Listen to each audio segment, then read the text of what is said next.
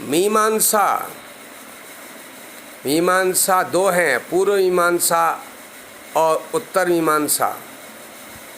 पूर्व मीमांसा में कर्मकांड और उत्तर मीमांसा में ज्ञान कांड पर विचार किया गया है। उपासना दोनों में ही सम्मिलित हैं। इस प्रकार ये दोनों दर्शन वास्तव में एक ही ग्रंथ के दो भाग कहे जा सकते हैं। पूर्व मीमांसा श्री व्यासदेव जी के शिष्य जैमिनी मुनि ने प्रवृत्ति मार्गी गृहस्थियों तथा कर्मकांडियों के लिए बनाई है। उसका प्रसिद्ध नाम मीमांसा दर्शन है। इसको जैमिनी दर्शन भी कहते हैं। इसके 12 अध्याय हैं जो मुख्यतया कर्मकांड से संबंध रखते हैं। उत्तर मीमांसा निवृत्ति मार्ग वाले ज्ञानियों तथा सन्यासियों के लिए श्री व्यास महाराज ने स्वयं रचा है। वेदों के कर्मकांड प्रतिपादक वाक्यों में जो विरोध दिखता है, केवल उसके वास्तविक अविरोध को दिखाने के लिए पूर्व मीमांसा की और वेद के ज्ञान कांड में समन्वय साधन और अविरोध की स्थापना के लिए उत्तर मीमांसा की रचना की गई है। इस कारण दोनों दर्शनों में शब्द प्रमाण को ही प्रधानता दी गई है। दोनों दर्शन काल लगभग एक ही समय के हैं, समकालीन हैं। इसलिए श्री जैमिनी का भी वही समय लेना चाहिए जो उत्तर मीमांसा के प्रकरण में श्री वेदव्यास जी महाराज का समय बतलाया जाएगा। पूर्व मीमांसा का प्रथम सूत्र है अथा तो धर्म जिज्ञासा, अर्थात अब धर्म की जिज्ञासा करते हैं। मीमांसा के अनुसार धर्म की व्याख्या वेद के अनुसार और शिष्ट लोगों के किए हुए कर्मों में अपने जीवन को ढालना है। इसमें सब कर्मों को यज्ञों तथा महायज्ञों के अंतर्गत कर दिया गया है। भगवान मनु ने भी ऐसा ही कहा है, महायज्ञश्च यज्ञश्च ब्राह्मीयम क्रियते तनुः। महायज्ञों तथा यज्ञों के द्वारा ब्राह्मण शरीर बनता है। पूर्णिमा तथा अमावस्या में जो छोटी छोटी इष्टियाँ की जाती हैं, इनका नाम यज्ञ और अश्वमेधादि यज्ञों का नाम महायज्ञ है। पूर्व मीमांसा में पहला ब्रह्म यज्ञ है।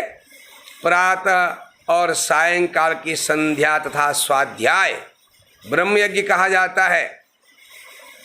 देव यज्ञ प्रातः तथा सायंकाल का हवन है। पितृयज्ञ देव और पितरों की पूजा अर्थात माता पिता गुरु आदि की सेवा और उनके प्रति श्रद्धा भक्ति का नाम पितृयज्ञ है। बलि वैश्वदेव पकाए हुए अन्न से अन्य प्राणियों के लिए भाग देने का नाम, अन्य प्राणियों के लिए हिस्सा निकालने का नाम बलि वैश्वदेव यज्ञ है। अतिथि यज्ञ घर पर आए हुए अतिथियों का सत्कार ही अतिथि यज्ञ है। इसके अनेकों भेद हैं। ये जितने भी यज्ञ हैं ये वेद में बताई हुई विधि के अनुसार होने चाहिए। इसलिए जैमिनी मुनि ने इनकी सिद्धि के लिए शब्द अर्थात आगम ही माना है, आगम ही प्रमाण माना है जो वेद है। वेद के 5 प्रकार के विषय हैं: विधि, मंत्र, नामधेय, निषेध और अर्थवाद। स्वर्ग की कामना के लिए यज्ञ करे, स्वर्ग कामो यजेत, इस प्रकार के वाक्यों को विधि कहते हैं। अनुष्ठान के अर्थों को बताने वाले वचनों को मंत्र के नाम से पुकारते हैं। यज्ञों के नाम की नामधेय संज्ञा है। अनुचित कार्य से जब मनुष्य की विरति हो जाती है, अनुचित कार्य से जब वैराग्य हो जाता है, तो उसको निषेध कहते हैं। किसी प्रकार के सच्चे गुणों की जब व्याख्या की जाती है तो उसे वेद में अर्थवाद कहते हैं।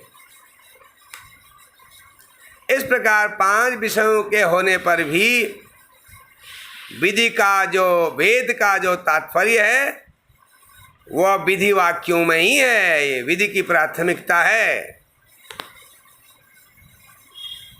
तो जैमिनी मुनि के मतानुसार यज्ञों से ही स्वर्ग अर्थात ब्रह्म की प्राप्ति होती है। स्वर्ग कामो यजेत, स्वर्ग की कामना वाला यज्ञ करे। यज्ञ के विषय में श्रीमद् भगवद गीता में भी ऐसा ही वर्णन किया गया है। यज्ञार्थात् कर्मणोऽन्यत्र लोकोऽयं कर्मबन्धनः तदर्थं कर्म कौन्तेय मुक्त संगः समाचर। भगवान अर्जुन से गीता में कहते हैं, यज्ञ के लिए जो कर्म किए जाते हैं उनके अतिरिक्त अन्य कर्मों से यह लोक बंधा हुआ है। तो इसलिए यज्ञार्थ किए जाने वाले कर्म, यज्ञ के लिए किए जाने वाले कर्म ही, जो भी यज्ञ के लिए कर्म किए जाते हैं उनमें भी आसक्ति छोड़ करके, फल की आशा छोड़ करके उन्हें तो करते जा। स यज्ञाः प्रजा सृष्ट्वा पुरोवाच प्रजापतिः अनेन प्रसविष्यध्वमेष्वोत्तिष्ठ कामधुक्।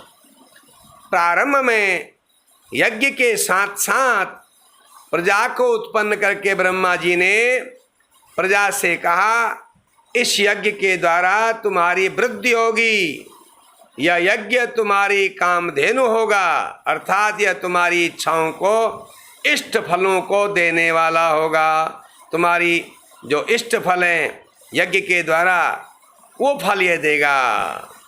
देवान भावयतानेन ते देवा भावयन्तु वः परस्परं भावयन्तः श्रेयः परमवाप्स्यत।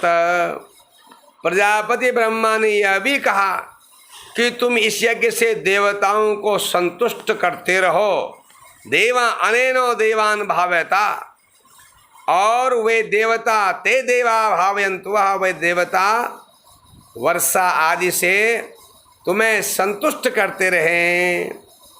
इस प्रकार एक दूसरे को संतुष्ट करते हुए दोनों परम कल्याण को प्राप्त कर लो। हर हर महादेव।